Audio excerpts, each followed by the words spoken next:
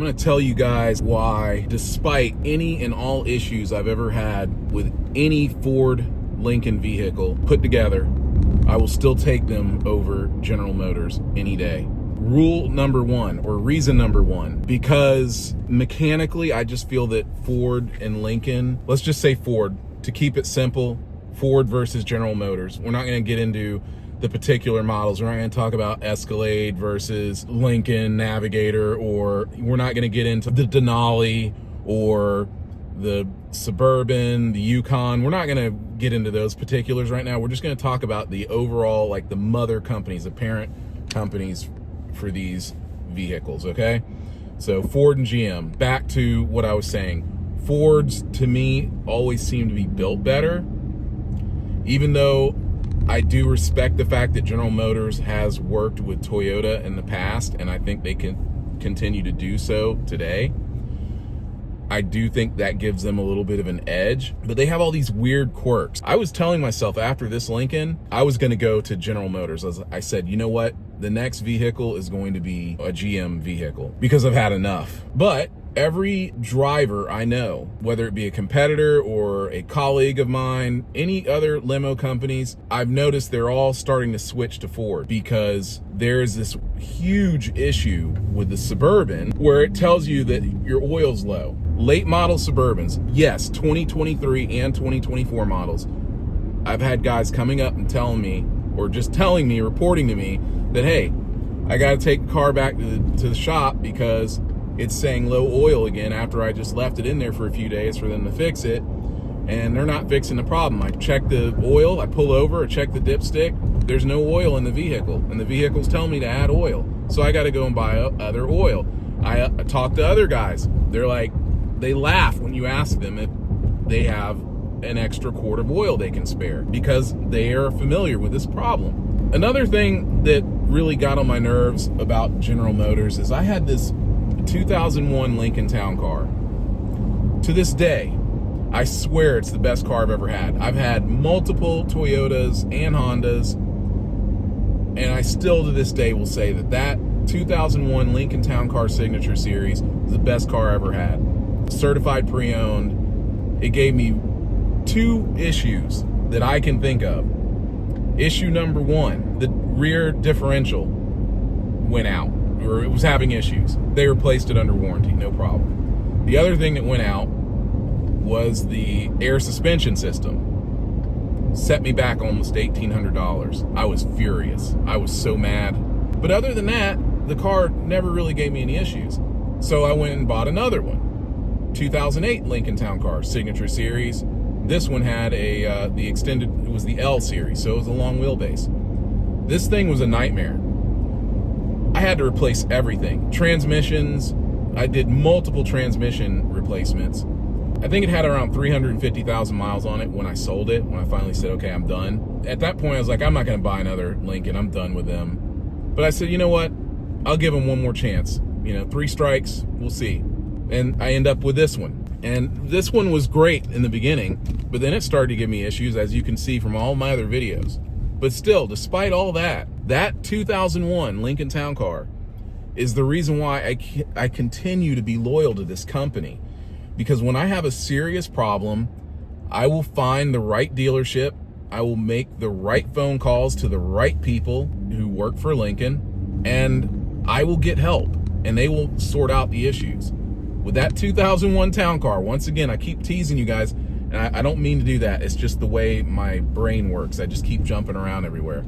With that 2001 Lincoln Town Car, we had that thing in service in the fleet while 3 other General Motors vehicles, all Cadillacs, came and went. And that 2001 Town Car was still hanging in there and still doing well. And that sent a serious message to me, and I said, you know what, this is who I'm going to stick with. This is the brand I'm going to stick with.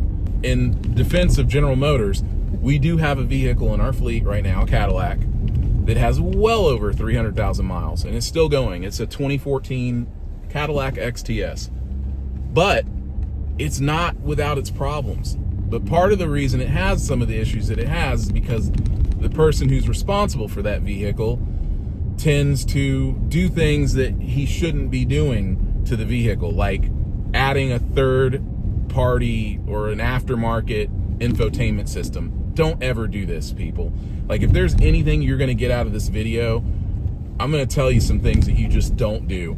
Don't ever add third party or aftermarket items to your vehicle. It will not act right. It will not respond right because it was not designed to use those things. You know, your car was built with the infotainment system that's in it, and that is that.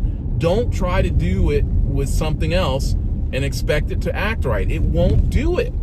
I can tell you this from experience. I've watched so many people try to like get these things they'll see on Amazon. Oh, it will work with your car. Put in your car your year, make, and model, and we'll get the right system for you. It doesn't work. I know people who tried this with Volkswagens and, you know, Toyotas and all that, and it just doesn't quite work right because those things were not designed for the car to work that way. And that's why I keep telling people over and over and over in these videos when I'm talking about all the other stuff that I've dealt with this vehicle, you cannot ever mess around with anything that's related to the computer in this vehicle unless you take it to the dealership, because they have the codes. It's like it's almost like the Da Vinci Code. They've got the Da Vinci Code to sort out the systems in their cars. And I'm talking about Ford right now. I'm talking about the EcoBoost Fords. Just go on and bite the bullet, take it to the dealership, and let them deal with those types of problems. You know, you want to change your brakes on your own, you want to change your oil, you want to change your transmission fluid and filter, be my guest. There's nothing wrong with that.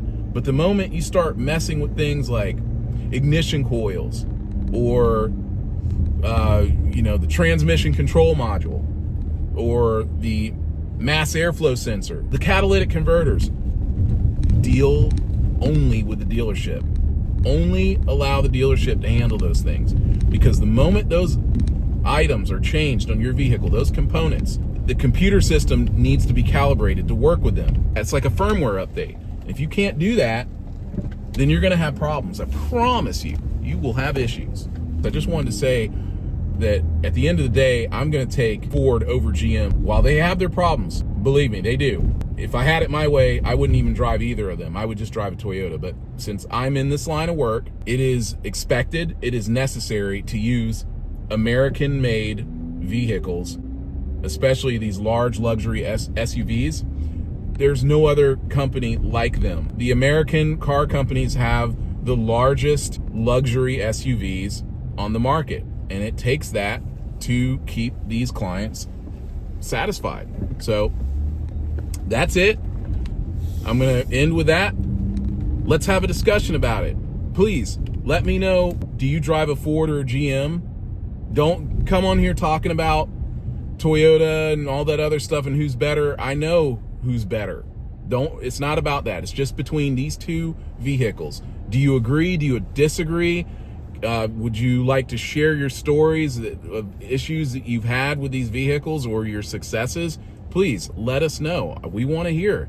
This community is here to help one another and discuss how we can better ourselves with using these products, right? So that's it.